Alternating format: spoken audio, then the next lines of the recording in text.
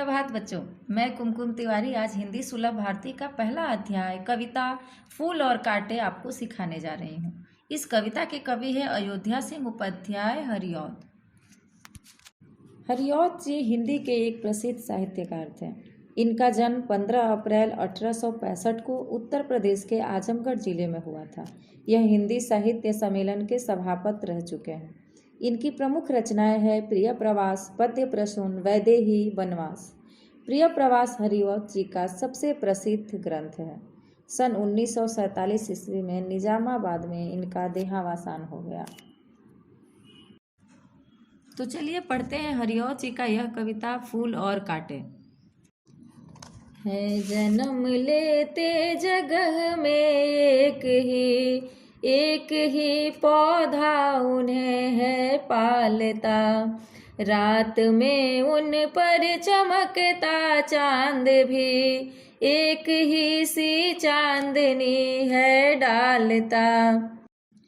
इस पंक्ति के द्वारा कवि हमें यह बताने का प्रयास कर रहे हैं कि फूल और कांटे दोनों एक ही जगह पर जन्म लेते हैं, एक ही पौधे पर दोनों पलते हैं। जब रात के समय आकाश में चांद अपनी शीतल चांदनी फैलाता है, तब फूल और कांटे दोनों पर समान रूप से प्रकाश मिलता है। चलिए अब प्रकाश डालते हैं दूसरी पंक्ति पर। मेह उन पर है बरसता एक सी उन पर हवाएं हैं बही, पर सदा ही यह दिखाता है हमें ढंग उनके एक से होते नहीं। यहाँ पर कवि ने यह कहा है कि जब बादल पृथ्वी पर अपना जल बरसाता है, तब फूल और कांटे दोनों पर समान रूप से बादल के जलों का प्रभाव पड़ता है, तथा जब हवाएं बहती है तो दोनों पर समान रूप से बहती है, परंतु एक साथ एक ही स्थिति में रहने के बावजूद भी दोनों का स्वभाव भिन्न भिन्न होता है। तीसरी पंक्ति इस प्रकार से है।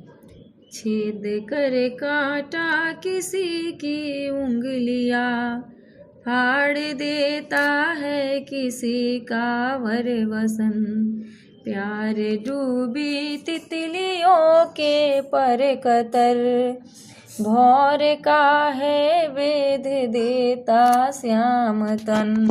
पंक्ति में कवि यह कह रहे हैं कि कांटा किसी की उंगलियों को छेद कर घाव कर देता है तथा किसी के सुंदर वस्त्र को फाड़ देता है। जब फूलों पर आकर्षित होकर तितलियां प्यार से फूलों के पास आती है, तब कांटा उनके सुंदर पंखों को काट देता है एवं भौरे के शरीर को छेद देता है। अब ध्यान देंगे चौथी पंक्ति की तरफ। फूल लेकर तितलियों को गोद में, भौर को अपना अनूठा रस पिला, निज सुगंध ओ निराले रंग से, है सदा देता कली जी की खिला। इस पद्यांश में कवि फूल की विशेषता बताते हुए कहते हैं कि फूल तितलियों को प्यार से अपनी गोद में जगह देता है, भौरों को अपना रस पिलाता है तथा अपने अनोखे सुगंध एवं रंगों से सभी के हृदय को खुश कर देता है। कविता का अंतिम पद्यांश इस प्रकार से है खटकता एक सबकी आँख में, दूसरा है सोहता सुर शीस पर, किस तरह कुल की बड़ाई काम दे, जो किसी में हो बड़प्पन की कसर। पांचवा एवं अंतिम पंक्ति में कवि दोनों की विशेषता बताते हुए कहते हैं कि कांटा अपने दुर्व्यवहार की वजह से सबकी आंखों में खटकता है तथा फूल को ईश्वर के शीश पर चढ़ाया जाता है। ठीक उसी प्रकार मनुष्य अपने कर्म से महान होता है, ऊंचे कुल में जन्म लेने से नहीं। यदि हमारा कर्म अच्छा ना हो तो हमारा ऊंचे कुल में जन्म लेना भी व्यर्थ हो जाता है। धन्यवाद बच्चों।